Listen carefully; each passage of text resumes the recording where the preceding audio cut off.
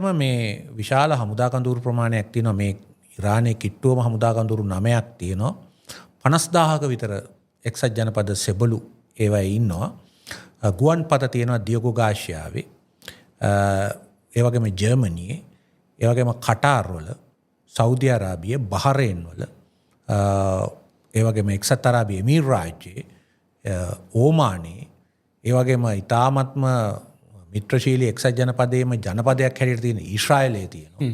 තුර්කියේ base තියෙනවා. ඉතින් ඒ නිසා මේ ඉරානයේ වටේට කඳවුරු ගණනාවක් එක්සත් ජනපදයේ ක්‍රියාත්මකයි.